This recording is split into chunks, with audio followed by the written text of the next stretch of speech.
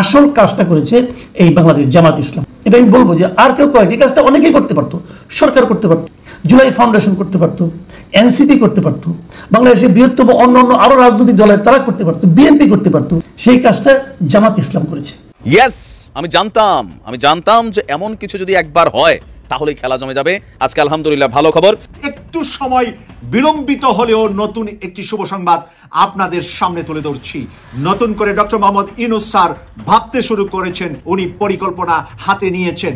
এবার পাকিস্তানে আসছে 6টি তুর্কি আর্মি পরিবহন জাহাজ অর্থাৎ বিমান। তুরস্ক কি পাঠালো এই সময় পাকিস্তানের জন্য? যে বৈঠকটি হয়েছে সেই বৈঠকটির প্রতিফলন আজকে বাস্তবে এবং মাঠে আমরা দেখতে পাচ্ছি, এবং এটাই সত্য। মানুষ মনে করে অন্তর্বর্তীকালীন সরকার এখনো তাদের জন্য ভালো সমাধান। আসলে এটা কি মানুষের কথা নাকি নিজেরও একটা ইচ্ছার বহিঃপ্রকাশ? মাননীয় প্রধান উপদেষ্টা প্রফেসর ডক্টর মোহাম্মদ ইউনূস নিজের একটা বক্তব্য নিয়ে রাজনীতিতে তোলপাড় তৈরি হয়েছে, অনেকের ঘুম হারাম হয়ে গিয়েছে। কাশ্মীরের ঘটনা নিয়ে ভারত এবং পাকিস্তানের যে উত্তেজনা, সেই উত্তেজনায় চীন পাকিস্তানের পক্ষে দাঁড়িয়েছে, সেই চাওয়াটাকে সমর্থন করছে চীন। তারেক রহমান সাহেব, আপনার বাবার বক্তব্য শুনে আজও মানুষ কাঁদে, আর আপনার বক্তব্য শুনে মানুষ হাসে। কতগুলো চালাক চতুর ফালতু লোককে দিয়ে আপনি চারিদিক ভরে রাখছেন, চাকর বাকর শ্রেণীর কতগুলো লোকজনকে দিয়ে আপনি ভরে রাখছেন, অযোগ্য অথর্ব কতগুলো লোকজনদেরকে দিয়ে আপনার চাপা ভরে রাখছেন। আপনার দোষ ওখানে। সন্তোষকে নিয়ে আমাদের মাঝে অসন্তোষ, অথচ বহাল তবিয়তেই আছেন। আসসালামু আলাইকুম প্রিয় দর্শক বন্ধুরা, নতুন একটা ভিডিওতে জানাচ্ছি আপনাদের স্বাগতম। এইমাত্র পাওয়া তাজা এবং গরম খবর। আজকের এই ভিডিওটি কেমন হবে, কতটা গুরুত্বপূর্ণ, কতটা চাঞ্চল্যকর, ভিডিওর অংশ বিশেষ এবং শিরোনাম দেখে আপনারা ইতিমধ্যে বুঝেই গেছেন কেমন হবে আজকের এই ভিডিওটি। আশা রাখবো আজকের এই ভিডিওটি সম্পূর্ণ দেখে যাবেন, একটু স্কিপ করবেন না। সম্পূর্ণ দেখলে অনেক কিছু জানতে পারবেন এবং বুঝতে পারবেন। প্রিয় দর্শক বন্ধুরা, আমি আর বেশি কথা বাড়াবো না, সরাসরি আপনাদের বিস্তারিত ভিডিওতে নিয়ে যাবো। তার আগে একটা রিকোয়েস্ট করবো আপনাদের কাছে, যারা এরকম ভিডিও দেখতে পছন্দ করেন এই চ্যানেলটি সাবস্ক্রাইব করে পাশে থাকা বেল আইকনটি বাজিয়ে রাখবেন। ইতিমধ্যে যারা এই চ্যানেলটি সাবস্ক্রাইব করে দিয়েছেন তাদের জানাচ্ছি অসংখ্য ধন্যবাদ। চলুন প্রিয় দর্শক বন্ধুরা, এই ভিডিওতে লাইক করে দিয়ে আমরা বিস্তারিত ভিডিওগুলো মোবাইলের স্ক্রিন থেকে ধারাবাহিকভাবে একের পর এক দেখে আসি। ইসলামের একটা কাজ, যে কাজটা আমার কাছে ভালো লেগেছে সেটা নিয়ে আজ আমি কথা বলবো। সে কাজটার কিছু না, তারা বেশ কয়েকটা বই বের করেছে। বই না ঠিক, আমি বলবো যেটা আকর গ্রন্থ আপনারা বলতে পারেন।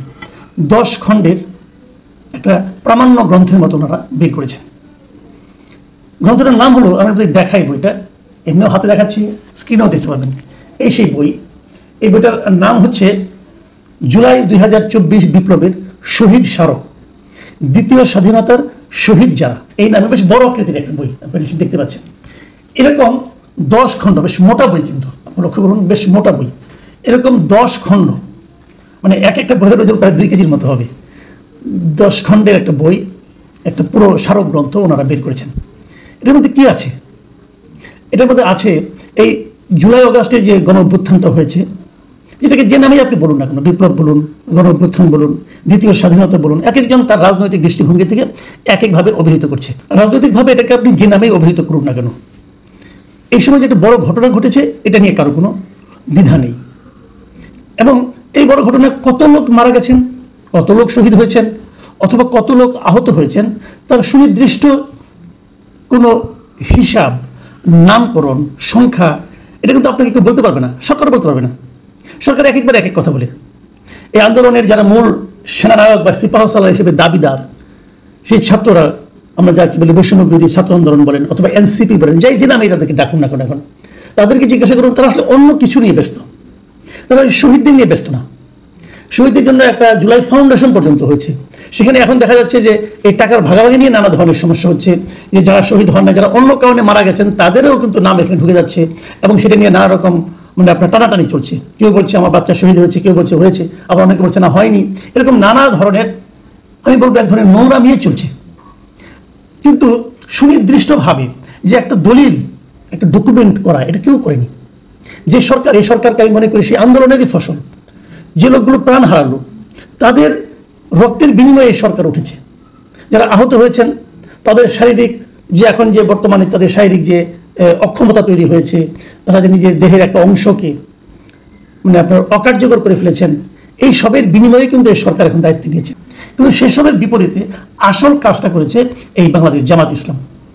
এটা আমি বলবো যে আর কেউ করেনি, এই কাজটা অনেকেই করতে পারতো, সরকার করতে পারতো, জুলাই ফাউন্ডেশন করতে পারতো, এনসিপি করতে পারতো, বাংলাদেশের বৃহত্তম অন্য অন্য আরো রাজনৈতিক দলের তারা করতে পারতো, বিএনপি করতে পারতো। কত টাকা লাগতো? সেই কাজটা জামাত ইসলাম করেছে। তাদের এই বইয়ে কি আছে সেটা আপনাদের আমি একটু বলি। দেখেন, এখানে মোটামুটি 691 জনের তালিকা আছে, 691 জন শহীদের নাম ঠিকানা তালিকা আছে, এবং সেখানে বিভাগ ভিত্তিক ভাগ করে দেওয়া হয়েছে। কোন বিভাগে কয়জন? ঢাকা সিটিতে 118 জন, সিলেট বিভাগে 28 জন, ঢাকা বিভাগে 127 জন, রাজশাহী বিভাগে 55 জন, বরিশাল বিভাগে 74 জন, খুলনা বিভাগে 59 জন, চট্টগ্রাম বিভাগে 105 জন, রংপুর বিভাগে 50 জন, ময়মনসিংহ বিভাগে 75 জন, এরকম 691 জনের নাম আছে। কেবল তাই না, এখানে ম্যাপ আকারে, ম্যাপটা আপনারা দেখতে পাবেন, সেই ম্যাপ আকারে একটা বাংলাদেশের ম্যাপ বানিয়ে দেওয়া হয়েছে। কোন জেলায় কতজন মারা গেছে তারও একটা হিসাব দেওয়া আছে এখানে। এত ডিটেইলের কাজ আমি খুব আসলে কমই দেখেছি। এখানে প্রত্যেকটা শহীদের নাম ধরে ধরে সেই শহীদের পরিচিতি, কে সে, তার নাম কি, তার বাড়ি কোথায়, এবং তার ফ্যামিলির কে কে আছে, এবং তারপর মৃত্যুর সময় সে কী কাজ করতো, কীভাবে তিনি শহীদ হলেন, কোন কাজ করতে যে শহীদ হলেন, কোথায় শহীদ হলেন, জায়গাটা, স্পটটা কি, এবং ওনার আগের ছবি এবং শহীদ হওয়ার পরের ছবি, যেখানে উনি প্রথম পাওয়া গেছিল সেখানকার ছবি, অথবা হাসপাতালে আনার পর গুলিবিদ্ধ অবস্থা, অথবা যেভাবে তিনি মারা গেছেন তার ছবি, এবং অনেক ক্ষেত্রে যেখানে যেখানে ডাক্তারের সার্টিফিকেট পাওয়া গেছে সেই সার্টিফিকেটের ছবি, এমনকি প্রত্যেকটা ব্যক্তির এনআইডি ছবি পর্যন্ত দিয়ে দেওয়া হয়েছে। মানে এনআইডি ছবি দেওয়া হয়েছে কি, আপনার এনআইডি নাম্বার আছে, আপনি বলতে পারবেন না এগুলি ভুয়া কোনো কাজ। এই যে বিষয়গুলো আমি প্রথম ভেবেছিলাম, যখন বইটা আমি পেলাম, আমি ভেবেছিলাম যে জামাতে ইসলাম করেছে, হয়তো তাদের দলীয় লোকগুলো করেছে, কিন্তু না, তাও করেনি। তাদের দলীয় কোনো ব্যাপার না, যারাই শহীদ হয়েছে, যেখানেই তারা খবর পেয়েছে তারা এটা করেছে। এত বিরাট একটা কাজ তারা কীভাবে করলো? আমি কিন্তু ওনাদেরকে জিজ্ঞাসা করেছিলাম যে কাজটা আপনারা কীভাবে করলেন। ওনারা বলেছেন সারা দেশে ওনাদের যারা কর্মী আছেন, দলের সদস্য আছেন, তাদের দ্বারা ইনফরমেশনগুলো তারা সংগ্রহ করেছেন, এবং করার পর তারা একাধিকবার চেক করেছেন, রিচেক করেছেন, তারপরে ওনারা এটা ছাপিয়েছেন। দেখুন, আমরা অনেক সময় বলি যে আমাদের মহান স্বাধীনতা দিবস, আমাদের স্বাধীনতা যুদ্ধের কথা বলি, মুক্তিযুদ্ধের কথা বলি, আমরা কিন্তু মুক্তিযুদ্ধের কোনো ইতিহাস এগুলো তৈরি করতে পারিনি। এর যে দুর্ভাগ্যের কিছু হতে পারে না। কতজন মুক্তিযোদ্ধা ছিল এই হিসেব নিয়েই নানা রকম ঝগড়া বিবাদ, কত কিছু ন্যাক্কারজনক ঘটনা, এবং আজকে যে আন্দোলনটা হয়েছে সেটা কিন্তু ওই কারণেই হয়েছে যে ওই হিসাবের মধ্যে কত গরমিল আছে। একজন লোক মুক্তিযুদ্ধ করে, মুক্তিযুদ্ধের সময় তো জন্মও হয়নি, সে লোক মুক্তিযোদ্ধা হয়ে গেছে, এরকম ঘটনা আমরা দেখেছি। তো তার বিপরীতে এরকম একটা তালিকা করতে পারাটা আমি মনে করি একটা বড় কাজ। কাশ্মীরের ঘটনা নিয়ে ভারত এবং পাকিস্তানের যে উত্তেজনা, সেই উত্তেজনায় চীন পাকিস্তানের পক্ষে দাঁড়িয়েছে, এটা মোটামুটি পরিষ্কার। যদিও দুই পক্ষকেই সংযত থাকার আহ্বান জানিয়েছে, কিন্তু একটি নিরপেক্ষ আন্তর্জাতিক তদন্ত চেয়েছে পাকিস্তান, সেই চাওয়াটাকে সমর্থন করছে চীন। খুবই গুরুত্বপূর্ণ। বরাবর অতীতেও দেখা গেছে যখনই পাকিস্তান বিপদে পড়েছে এবং ভারত যখনই কি চেপে ধরার চেষ্টা করেছে, চীন এসে কিন্তু মাঝখানে এসে দাঁড়িয়ে পাকিস্তানের পক্ষ নিয়েছে। ফলে ভারতের যে আগ্রাসী মনোভাব, সেই মনোভাবটা আর বিস্তার লাভ করতে পারেনি চীনের কারণে। এবারও কিন্তু তাই হলো যে চীন মোটামুটি বলা যায় যে এই ইস্যুতে, এই সংকটজনক ইস্যুতে পাকিস্তানের পক্ষ নিল। কিভাবে নিল? খবরে বলা হচ্ছে পহেলগাঁও কাণ্ডের পরবর্তী পরিস্থিতিতে পাকিস্তানের দাবিকে সমর্থন জানালো চীন। রবিবার ইসলামাবাদে ফোন করেছিলেন চীনের বিদেশ মন্ত্রী ওয়াং ই, অর্থাৎ চীনের পররাষ্ট্রমন্ত্রী ওয়াং ই ফোন করছেন। পাকিস্তানের বিদেশ মন্ত্রী ইশাক দার তার সঙ্গে ফোনে কথা বলেন। তারপরেই পহেলগাঁও ঘটনা এবং কাশ্মীরের পরিস্থিতি নিয়ে বার্তা দিয়েছেন ওয়াং। পহেলগাঁওয়ে জঙ্গি হামলার জন্য পাকিস্তান যে নিরপেক্ষ আন্তর্জাতিক তদন্তের দাবি জানিয়ে আসছে, চীন তার সমর্থন করছে। চীনের পররাষ্ট্রমন্ত্রী জানিয়েছেন পাকিস্তান সরকারের সন্ত্রাস বিরোধী অবস্থানকে তারা সমর্থন করেন। চীন বরাবরই পাকিস্তানের পাশে ছিল, আছে এবং থাকবে। ভারত এবং পাকিস্তান উভয় দেশকে সংযুক্ত হওয়ার বার্তাও দিয়েছে বেইজিং। উল্লেখ্য, গত 22শে এপ্রিল পহেলগাঁও যে উপত্যকায়, পহেলগাঁও যে পর্যটন এবং খুবই জনপ্রিয় পর্যটন এলাকায়, এই ঘটনায় 26 জনের মধ্যে 25 জন ছিলেন পর্যটক যারা নিহত হয়েছেন। ওই ঘটনায় পাকিস্তানকে দায়ী করে তাদের বিরুদ্ধে একাধিক পদক্ষেপ নিয়েছে ভারত, এবং তারপর পাকিস্তানও নেয়। পাল্টাপাল্টি এই পরিস্থিতিতে উত্তেজনা দেখা দেয়, এবং 3 দিন ধরে আজকে গুলি বিনিময় হচ্ছে কাশ্মীর সীমান্তে পাকিস্তান এবং ভারতীয় সৈন্যদের মধ্যে। তো সিন্ধুর পানি বন্টন চুক্তি এটা স্থগিত করায় পাকিস্তান সাংঘাতিকভাবে ক্ষুব্ধ এবং বলেছে যে এটা যুদ্ধের শামিল। তো এই অবস্থায় দুই পক্ষই কথা বলছে, তাদের পক্ষে আন্তর্জাতিক সমর্থনের পাল্লা ভারী করার চেষ্টা করছে। সৌদি আরব এবং ইরান বলেছে যে তারা মধ্যস্থতা করতে রাজি। বাংলাদেশও বলেছে যদি দুই পক্ষ চায় তাহলে তারা মধ্যস্থতা করার জন্য প্রস্তুত আছে। জাতিসংঘ দুই পক্ষকে শান্ত থাকার আহ্বান জানিয়েছে। এর মধ্যে পাকিস্তান বলেছে যে ঠিক আছে, যে পাকিস্তানের উপর দায় চাপানো হচ্ছে, তো ওই ঘটনার একটা আন্তর্জাতিক তদন্ত, সেই তদন্তের জন্য তিনি পশ্চিমাদেরকে বলেছেন, চীন, রাশিয়া, অন্য দেশগুলোকেও আহ্বান জানিয়েছে। এখন চীন এই দাবিকে সমর্থন করছে। যদি আন্তর্জাতিক একটা তদন্ত হয় তাহলে পাকিস্তান তার একটা মানে কনফিডেন্স বা সত্য কিনা সেটা প্রকাশিত হবে। কিন্তু ভারত তো সেই আন্তর্জাতিক তদন্তের কথা কোনো কিছুই বলছে না, সে প্রথম দিনই ঘটনার সাথে সাথেই মানে দায়ী করলো। অথচ আজকেই দেখেন যে পাকিস্তানের একটি জায়গায় সন্ত্রাসী হামলায় 9 জন স্পট ডেড। প্রায় পাকিস্তান এই ধরনের সন্ত্রাসী ঘটনার মুখোমুখি হয়। এবং সবচেয়ে বড় ঘটনা হলো যে পাকিস্তান সীমান্ত অতিক্রম করে ভারতের মদতপুষ্ট আফগান জঙ্গিরা ঢোকার চেষ্টা করেছে, সেখানে পাকিস্তান সেনাবাহিনী প্রতিহত করেছে এবং 56 জন সেখানে মারা গেছে। ফলে পাকিস্তানে যদি কোনো সন্ত্রাসী ঘটনা ঘটে তখন পাকিস্তান কিন্তু চট করে ভারতকে দায়ী করে না, কিন্তু ভারতের ঘটার সাথে সাথেই পাকিস্তানকে দায়ী করে। তো এই কারণে আন্তর্জাতিক তদন্ত এবং সেই আন্তর্জাতিক তদন্তে চীন বলছে যে এটা যুক্তিসঙ্গত দাবি, এটাকে সমর্থন জানাচ্ছে। তার মানে এখন চীনও কিন্তু এখন ইনভলভ হয়ে গেল। ফলে ভারত কিন্তু একটু বেকায়দায় পড়লো। চীন যখন নাকি মোটামুটি সরাসরি ভাবে পাকিস্তানের দাবিকে সমর্থন করলো, তখন এই ঘটনায় নিঃসন্দেহে বলা যায় যে ভারতের কপালে চিন্তার ভাঁজ পড়েছে। দর্শক, অনেক বড় বড় নেতা বানিয়েছিলাম, অনেক বড় বড় পদ দিয়েছিলাম, মন্ত্রী বানিয়েছিলাম, যারা কিছুই ছিল না, যাদের এই বিএনপি দিয়ে সেই জিয়া রহমান দিয়ে আমার দিয়েই অনেক বড় হয়েছে, অনেক কিছু মালিক হয়েছেন, তিনারা সব বেইমানি দালাল। শুনেছেন তারেক রহমান সাহেব? শুনেছেন আপনার মা কি বলেছে? এই কথাটা কি কোনো মূল্যায়ন করেন আপনি? আপনার বাবার বক্তব্য শুনে আজও মানুষ কাঁদে, আর আপনার বক্তব্য শুনলে মানুষ হাসে। ডিফারেন্সটা কি আপনি বুঝেন? এটা কি আপনি বুঝেন তারেক রহমান সাহেব? একটু বোঝার চেষ্টা করেন।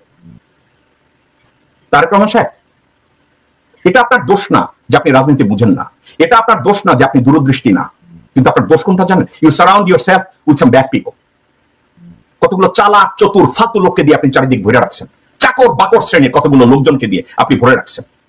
অযোগ্য অথর্ব কতগুলো লোকজনদেরকে দিয়ে আপনার চাপা ভরে রাখছেন। আপনার দোষ ওখানে। গত 17 বছর আপনি ভুল করেছেন।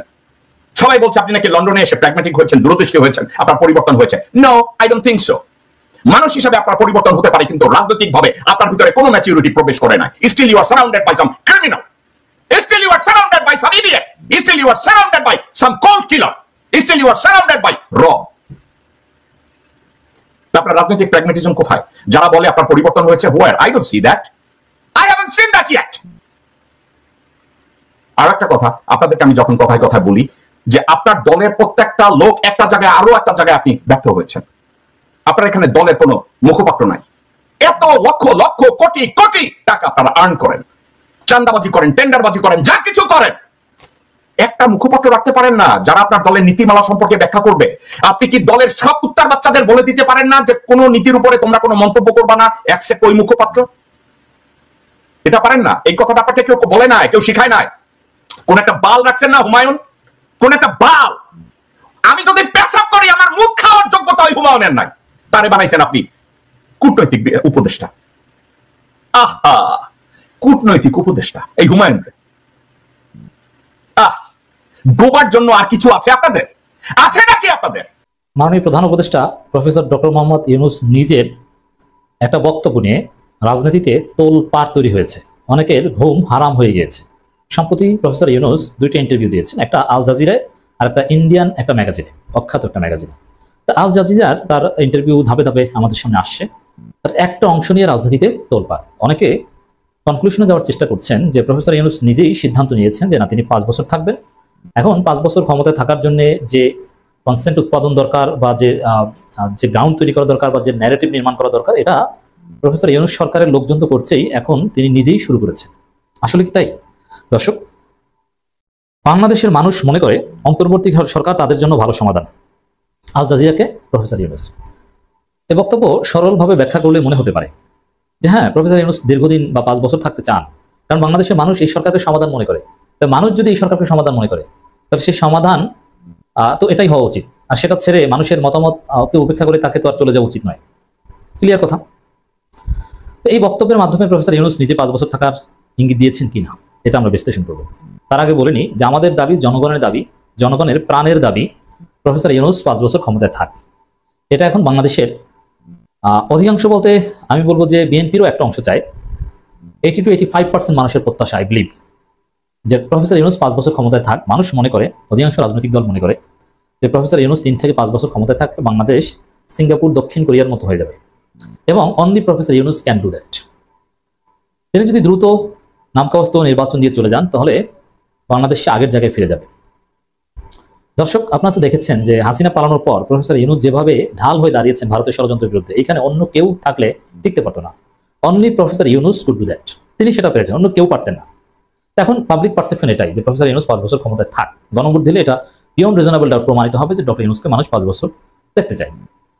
কিন্তু আমি মনে করি প্রফেসর ইউনূস নিজে এখন পর্যন্ত সেই ইঙ্গিত দেননি, এবং এখনো এই যে বক্তব্য যে মানুষ অন্তর্বর্তী সরকারকে সমাধান মনে করছে, এই বক্তব্য তার পক্ষ থেকে 5 বছর ক্ষমতায় থাকার ইঙ্গিত না। তিনি 5 বছর ক্ষমতায় থাকার ব্যাপারে কোনো সিদ্ধান্ত নেননি, তার ইচ্ছা নেই।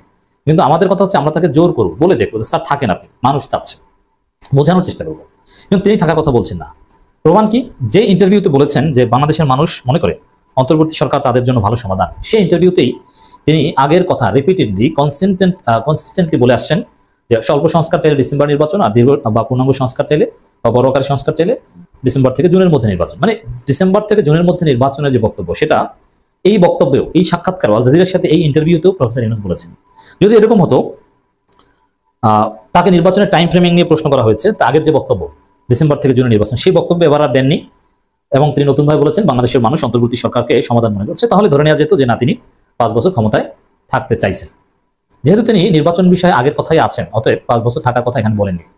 তবে হ্যাঁ, এই সরকারে কেউ কেউ বলছে, যেমন সরকারের অনেকে প্রচার করেছে, আলেম ওলামারা যে দোয়া করে আল্লাহ প্রফেসর ইউনূস জীবিত থাকতে যেন কোনো নির্বাচন না হয়, এই দোয়াকে সরকার অনেকে প্রচার করেছে। এবং মানুষ যে এই সরকারকে 5 বছর রাখতে চায়, এটাও সরকারের লোকজন বলেছে। এবং সরকারের লোকজন, এমনকি ইনক্লুডিং প্রফেসর ইউনূস, যেভাবে এই সরকারের সক্ষমতা সফলতা প্রচার করছেন, সাধারণত একটা সরকার টিকে থাকতে এই ধরনের সফলতার প্রচার করে। এগুলো দেখে মনে হতে পারে যে না, এই সরকারের কেউ কেউ বা এই সরকারের অনেকে 5 বছর থাকার সিদ্ধান্ত নিয়েছেন, কিন্তু প্রফেসর ইউনূস নিজে এটা সিদ্ধান্ত নেননি। তা আমরা এর সাথে আরেকটা কথা যোগ করে দিই, আমরা কিন্তু বলছি না যে ডক্টর ইউনূস সরকার 5 বছর থাকুক। ব্যক্তি ডক্টর ইউনূস 5 বছর থাকুক, তার মন্ত্রী পরিষদে যারাই থাকুক না কেন, জাতীয় সরকারের মাধ্যমে বিএনপি, জামাত, তারেক রহমান, ডাক্তার শফিকুর রহমান, রেজাউল করিম, ফজল করিম, ভিপি নূর, এরাও থাকতে পারে, কিন্তু প্রধান থাকতে হবে, হেড অফ দি গভর্নমেন্ট থাকতে হবে, এক্সিকিউটিভ চিফ থাকতে হবে প্রফেসর ইউনূসকে। আমাদের দাবি মুক্তিযুদ্ধ এবং মুক্তিযোদ্ধা এসব শুনলে বা দেখলে জামায়াত নেতাদের গায়ে আগুন জ্বলবে, এটা স্বাভাবিক, বোধগম্য। কিন্তু তাদের এটা পরিপ্রেক্ষিতে তাদের মাঝে মাঝে যে প্রতিক্রিয়া, এটা ইত্রামের পর্যায়ে পড়ে। সেরকম একটা ইত্রামও আমরা দুদিন আগে দেখেছি। বোধগম্য কারণেই তাদের গা জ্বলবে, কিন্তু এটা স্বাধীন বাংলাদেশ, এবং শেখ হাসিনার পতন মানে এই না এখানে মুক্তিযোদ্ধাকে নিয়ে তাদেরকে ডেমোনাইজ করে, তাদেরকে আন্ডারমাইন করে যে কোনো কিছু করা যাবে। সরি, ঘটনাটা হচ্ছে চাঁপাইনবাবগঞ্জে পুলিশের আয়োজিত একটা সুধী সমাবেশে। আমি একটা ভিডিও পাওয়া যায়, আমি পেলে ভিডিওটা মন্তব্যে দিয়ে দেবো। আমি প্রথম আলো থেকে নিউজটা পড়ছি, ওখানে তাদের রিপোর্টার ছিলেন, তিনি সেখানে বলছেন মুক্তিযোদ্ধাকে বক্তব্য দেওয়ার সময় থামিয়ে দিয়েছেন। কি হয়েছে? বক্তব্য দিচ্ছিলেন মুক্তিযোদ্ধা সংসদ চাঁপাইনবাবগঞ্জ জেলা ইউনিটের সাবেক সহকারী কমান্ডার মোহাম্মদ তরিকুল আলম। তাকে বাধা দিয়েছেন জেলা জামায়াতের নায়েবে আমির ও সাবেক সংসদ সদস্য লতিফুর রহমান। হেজিপেজি মানুষ নন, নায়েবে আমির এবং সংসদ সদস্যও ছিলেন তিনি।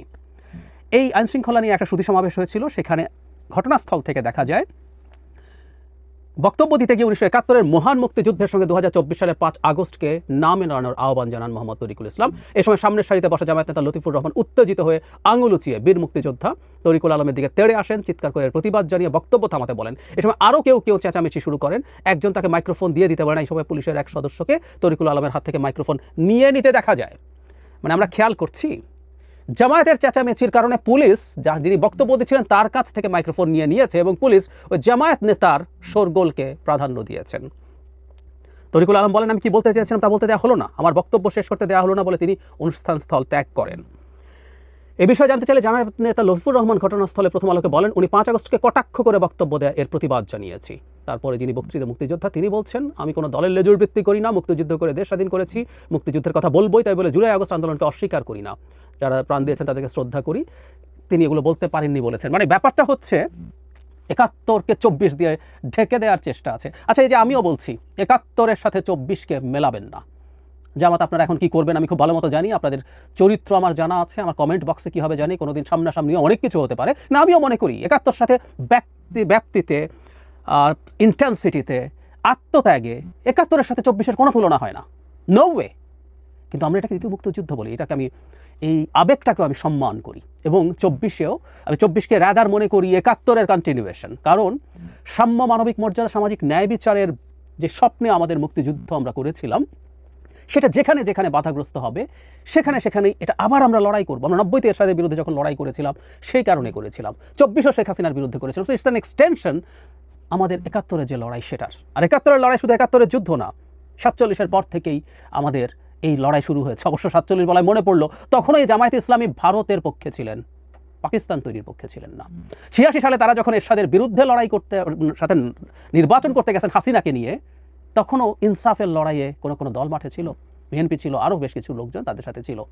সুতরাং এই এরশাদের বিরুদ্ধে লড়াইটাও ইনসাফের লড়াই, যখন তারা এরশাদের পক্ষে গিয়েও হাজির হয়েছিল একটা সময়। তো 24 71-এর এক্সটেনশন, কিন্তু যে কোনো বিবেচনায় 24-কে 71-এর সাথে তুলনা করে 71-কে রিপ্লেস করা, 24-এই সব আছে, এই 24-এর ভিত্তিতেই ভবিষ্যৎ বাংলাদেশ চলবে, তৈরি হবে, সব হবে, ফালতু কথা। জামাত এটা চায়, কারণ তারা 71-এ কি করেছিল আমরা জানি। আমি প্রায় এটা বলি, তাদের বিরুদ্ধে প্রচুর ফৌজদারি অপরাধের সাথে যুক্ত থাকা এবং কোলাবোরেট করার অভিযোগ আছে। এবং আমরা এই দেশে এখনও ওই সময় দেখা মানুষরা বেঁচে আছে, জামাতেতে ইনভলভ ছিল কিনা, জামাতের প্রচুর নেতা ইনভলভ ছিল কিনা সবাই জানে। আমি তাত্ত্বিকভাবে বলেছি, এটা আমি সরিয়েও রাখি, যদি তর্কের খাতিরে সরিয়েও রাখি। সেটা হচ্ছে নৈতিকভাবে পাকিস্তানকে এইভাবে, পশ্চিম পাকিস্তানেরা যেভাবে পাকিস্তানকে একত্রে রাখতে গিয়েছিলেন সেটাকে তারা সমর্থন দিয়েছিলেন, বলেন পলিটিক্যালি এবং এথিক্যালি। আমি প্রায় বলি 25শে মার্চের আগ পর্যন্ত এই কাজটা আপনি করতেও পারেন। এরপর তারা যেভাবে এই দেশের জনগণের উপরে ঝাঁপিয়ে পড়েছে, যেভাবে যুদ্ধাপরাধ, মানবাধিকার লঙ্ঘন, হত্যা, লুণ্ঠন এবং ধর্ষণ করার মাধ্যমে একটা জাতিগোষ্ঠীকে অপ্রেস করে তার দেশকে একত্র রাখতে চেয়েছিলেন, নৈতিকভাবেও সেটাকে সমর্থন করা যায় না, নৈতিকভাবেও যায় না। সে জামাত আস্ফালন করছে এখন এই দেশের মাটিতে বসে। Very bad, very bad. কিছুদিন আগে এক টকশোতে এনসিপির একজন নেতা এভাবে বলছিলেন যে আওয়ামী লীগ প্রসঙ্গে, যে তারা তো তাদের কৃতকর্মের জন্য ক্ষমা চায়নি, ক্ষমা চাইলে তারপরে তারা আস্তে আস্তে তাদের রাজনৈতিক ভবিষ্যৎ কী হবে সেটা হতে পারে। তখন আমি অন রেকর্ড তাকে জিজ্ঞেস করেছিলাম, জামাত কি ক্ষমা চেয়েছে তাদের হাজার গুণ, লক্ষ গুণ, কোটি গুণ বেশি অপরাধের জন্য? চেয়েছে? চাইনি তো। তাহলে কি জামাতের রাজনীতি করার অধিকার আছে, নাকি পুরনো হয়ে গেছে বলে আমরা এগুলো সব ভুলে যাব? একটা রিকনসিলিয়েশনের দিকে আসলে জাতিকে আসতে হয়, আমি এটা দ্বিমত করি না, কিন্তু আমরা তাদের মধ্যে কোনো রিপেন্টেন্স দেখি না। এখনও তাদের আমির বলেন, কিছুদিন আগেই বলেছেন, 71-এ যদি জামাত ভুল করে থাকে এবং সেটা যদি সন্দেহাতীতভাবে প্রমাণিত হয় তাহলে তারা ক্ষমা চাইবেন। মানে এত বছর পরেও তারা যদি ভুল করে থাকেন বলে তাদের মনে হয়, জাস্ট নৈতিক সমর্থন ইটসেলফও যে একটা বিভৎস ভুল না অপরাধ, এই বোধও তাদের নাই। আর তার উপরে এসব তারা করে বেড়াবেন আর এই সমাজে যে তাদের রিকনসিলিয়েশন হবে, কিভাবে সম্ভব? তাহলে তো আওয়ামী লীগ যা করছে একেবারেই ভুল করছে না। আওয়ামী লীগ তো জামাতের তরিকায় চলছে, আমি তো তাই দেখছি। এই দুটো দলের মধ্যে তো সখ্য দেখা গেছে, 86-র কথা বললাম না, এরকম আরও সখ্য দেখা গেছে। 94 থেকে বিএনপির বিরুদ্ধে আওয়ামী লীগের সাথে লড়াই করেছে, একসাথে করেছে, তো তাদের এই সখ্য আছে। একটা কথা একটু বলে রাখা দরকার, মানে জামায়াত তার পলিটিক্যাল ভুল করছে কিনা সে সেটা নিজে বুঝুক, সে সেটা নিজে বুঝুক। এটা করে তার কী লাভ হচ্ছে, নতুন প্রজন্মের সাথে সে কী দেখা যায়? তার যদি মনে হয় যে এই মুহূর্তে জেনজিরা মুক্তিযুদ্ধের কথা তেমন কিছু জানে না, এবং এটা সত্য, আওয়ামী লীগ যেভাবে মুক্তিযুদ্ধকে দিয়ে তার স্বৈরাচারকে টিকিয়ে রাখার চেষ্টা করেছে, তাতে এই মুক্তিযুদ্ধ, মুক্তিযুদ্ধের চেতনা, মুক্তিযুদ্ধের ইতিহাস, মুক্তিযুদ্ধে মানুষের ত্যাগ, এগুলো অনেক ক্ষেত্রেই হাসাহাসির বিষয় পরিণত হয়েছে। I agree. কিন্তু মুক্তিযুদ্ধের আওয়ামী বয়ানই বয়ান না। এই মুক্তিযুদ্ধের খেটে খাওয়া মানুষ যারা লড়াই করেছে, যে মানুষগুলো কষ্ট করেছে, যে মানুষগুলো স্বাধীনতা চেয়েছে, স্বাধীনতার জন্য স্যাক্রিফাইস করেছে নানা ফর্মে, তারও বয়ান আছে। এবং এদেশে মুক্তিযুদ্ধ মিথ্যে হয়ে যায় নাই। সুতরাং এটা তাদের পলিটিক্যাল হিসাব নিকাশ যে তারা মনে করছেন যে মানুষ মুক্তিযুদ্ধ ভুলে গেছে। সরি, এটা বলা যাবে না, বলতে দেওয়া যাবে না। কিন্তু মুক্তিযুদ্ধ এবং মুক্তিযোদ্ধাদের বিরুদ্ধে ডেরোগেটরি আচরণ এবং মন্তব্য করে বাংলাদেশে তারা রাজনীতি করবেন, এটা আমরা মেনে নেব কিনা, এইসব প্রশ্ন আসতে হবে, আসতে হবে। এটা বাংলাদেশ, এটা পাকিস্তান না। সুতরাং রিকনসিলিয়েশন তো বহু দূরের কথা, আমরা তাদের অ্যাটিটিউডে মনে করি, তাদের অ্যাটিটিউড দেখে মনে হচ্ছে তারা 24-এ কিছু রোল প্লে করেছেন, তারা শেখ হাসিনাকে দিয়ে টর্চার্ড হয়েছেন, তাদের অধিকারের পক্ষে আমি অসংখ্যবার কথা বলেছি, তাদের রাজনৈতিক অধিকারের পক্ষে। কিন্তু মুক্তিযুদ্ধ নিয়ে কোনো ইত্রামও আসলে নেব না, কোনোভাবেই গ্রহণ করব না। লড়াই করবো, এর কনসিকুয়েন্স আমার উপরে কি হতে পারে। প্রিয় দেশবাসী, শুরু থেকে শেষ পর্যন্ত যারা এই ভিডিওটি দেখেছেন সকলকে জানাই অসংখ্য অসংখ্য ধন্যবাদ। যারা এরকম নিউজ ভিডিও পেতে পছন্দ করেন তারা অবশ্যই এই চ্যানেলটি সাবস্ক্রাইব করে পাশে থাকা বেল আইকনটি বাজিয়ে দিবেন। যারা এখনও এই ভিডিওটি শেয়ার করেননি, এই ভিডিওটি দ্রুত শেয়ার করে সকলকে দেখার সুযোগ করে দিন। আজকের মতন এই পর্যন্ত, দেখা হচ্ছে পরবর্তী কোনো ভিডিও নিয়ে ইনশাল্লাহ।